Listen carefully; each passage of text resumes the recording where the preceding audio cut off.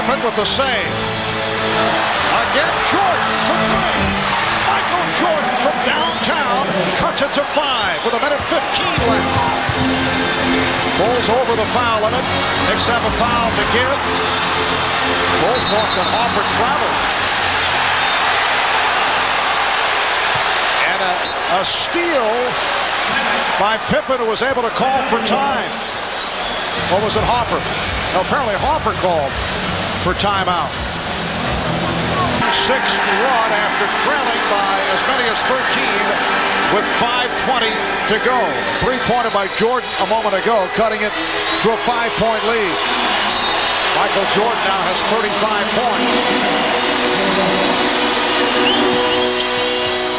Starks. Picked off by Pippen. Another bad pass by Starks. Did not see Pippen. We're down to 50 seconds to go. Jordan trying to draw the foul, but able to hit. And the Knicks lead is only 3. Michael Jordan bringing the Bulls back again. 45 seconds remaining. Mason's inbounds pass handled by Harper. Jordan looking for the steal.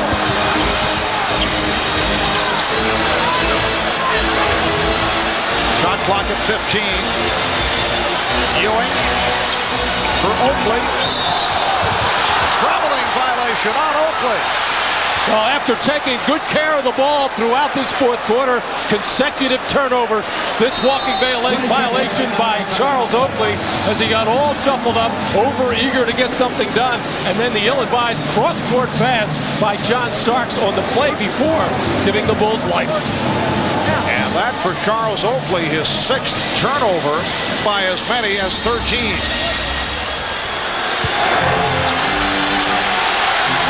25 seconds to go. Jordan for 3 to tie it. He does! The Knicks and the Bulls are tied at 88. Timeout called by the Knicks with 19 and 4/10 seconds remaining. Need a basket. It's the two-man play with John Starks and Patrick Ewing. However, they have had some success with Mason going one-on-one against Rodman. In the one-on-one situation, you have a better chance of controlling the clock. And the Bulls are over the foul limit. 10 seconds to go. Starks fires. Chicago calling for time with 2 6/10 seconds left in regulation. So the Bulls will have a final possession with the game tied at 88. Well, it was the two-man game that the Knicks went to, but John Starks forcing things up there really didn't give the play a chance to develop to see whether Patrick Ewing could roll to the basket or pop open for the jump shot. And as both Starks and Ewing walked to the bench, Patrick Ewing nothing but glares for John Starks. He rushed this too strong.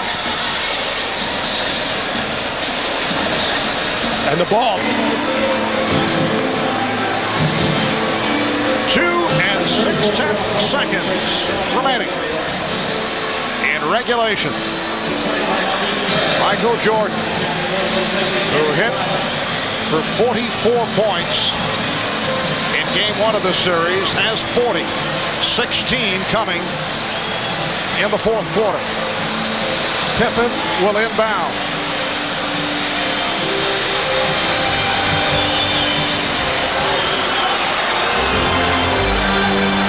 Charles Oakley playing away from Pippen, looking to help, and now moves up on the inbounds. And there is that a delay? Yeah, that we were told that they were out of delays. Obviously, that was a mistake. So the obvious delay of game. To take a look at the play, they never really saw anything. And now Pippen able to loop it in. Jordan could not get to it. And we're headed to overtime. The Knicks and the Bulls are tied at 88. So this third of the best of 7 goes to OT. So the early score, Utah up by 1. over San Antonio following the Knicks and the Bulls. We will bring you the San Antonio Spurs and the Utah Jazz in Game 3 of that series. That series tied at 1 apiece. And the Bulls control. Well, it looked like a quick jump by Luke Longley to control that tip, and the Knicks have to regroup, regain their composure as far as not turning the ball over.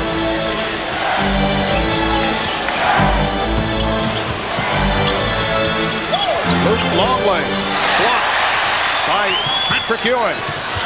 Here is Hopper, and Ewing with the rebound. Starks met by Jordan. 5-minute overtime just underway. Game tied at 88. Starks takes lead by 2.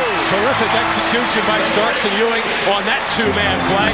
Jordan played it well on a couple of sequences there, but John Starks stayed with it, and Patrick Ewing finally nailed Jordan to set John free. Starks has 25. He leads the Knicks. Now Jordan played by Hopper. Able to back him in for the fadeaway. And Ewing could not get to it. Pippen does. Pippen for 3. Yes! Scottie Pippen once again opportunistic. For Pippen, his 4th from downtown. Although he has not shot well, he's had some important shots in the second half, and the Bulls lead by 1. A minute and a half gone by in overtime. Starks for 3. It's the next 93 of the Bulls 91. John Starks, 5 of 8 from downtown. Jordan, though he had Hopper off balance and was able to take advantage. Jordan has 42, and the game is tied at 93. Well, John Starks has the hot hand for New York right now. It'd be a good idea for them to try to set him free again. Knicks would love to foul out Luke Longley. Hopper turns it over, and here's Jordan in a race. Nice play by Starks to break it up. Knocked the ball away, but called for the foul. Well, Derek Harper just having a nightmare from the field, 1 for 11, and then turning the ball over here, and the ball just thrown long and let Michael Jordan run under it, catch up, and he was just slapped on the wrist to prevent the easy basket. Jordan 8 of 11 at the line. 43 for Jordan, and the Bulls lead by 1. The Knicks on a couple of occasions led by as many as 13. They had a 13-point lead in the 4th quarter, but the Bulls sparked by Jordan, able to come from behind. It is Chicago 95 and New York 93. 2:35 left in overtime. Mason. Played well by Rodman. Oakland. And foul. So Patrick Ewing will go to the line. Foul is called on Ron Hopper. That is number 5.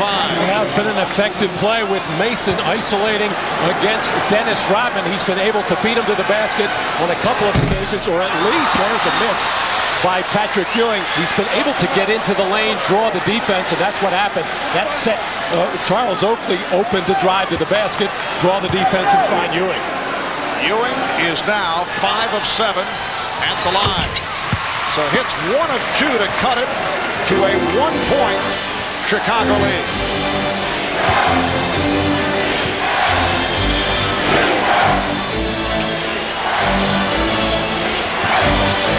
Jordan. And the follow. Michael Jordan with the follow to extend to a 3-point advantage. 46 points